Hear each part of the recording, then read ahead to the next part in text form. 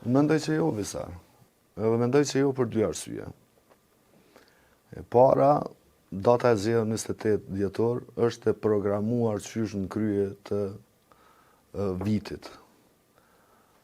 Ai çdo ditë ka luajt lojë në cilën ka rënë opozita derisa ka rrinë në 28 dhjetor.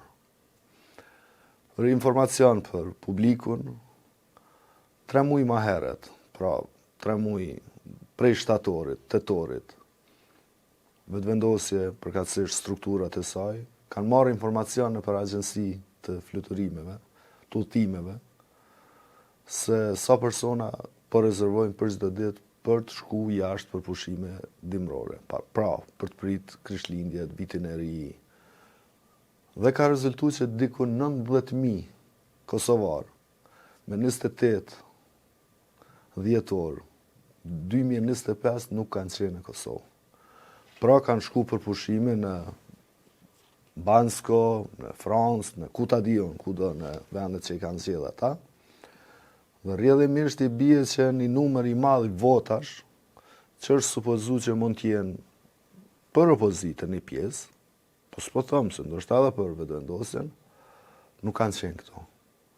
Dhe janë zaventsu këta 3 fesh mbase me votë të diasporës, e cila ka ardhur masivisht për lëvizjen vetëvendosje.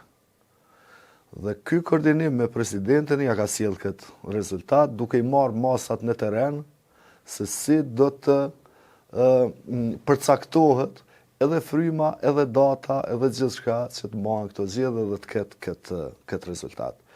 Prandaj nëse zgjedhjet marrin në prill, unë nuk besoj që diaspora mund vijë në numër kaq të madh për të votuar në Kosovë.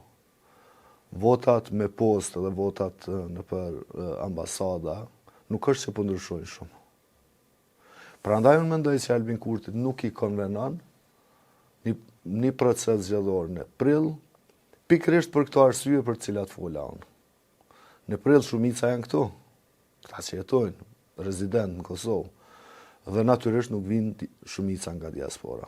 Dhe kjo mund t'i prish punë, nuk po flasëm për përqindje se nuk kam bërë parashikime kur fare as në këto zgjedhje, mbas edhe mund të rritet, unë kur nuk e përjashtoj asnjë gjë.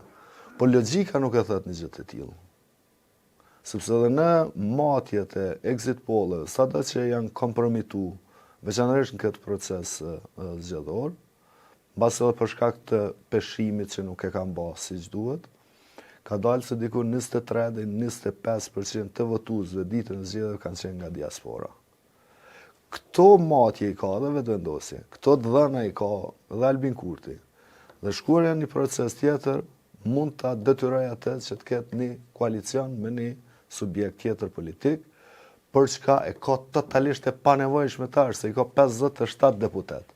Pra, ai krijon një qeveri të fortë në numra, dhe i duhet një konsenzus për president dhe me qeveris njëri 4 vjetë e ashme, nëse po donë.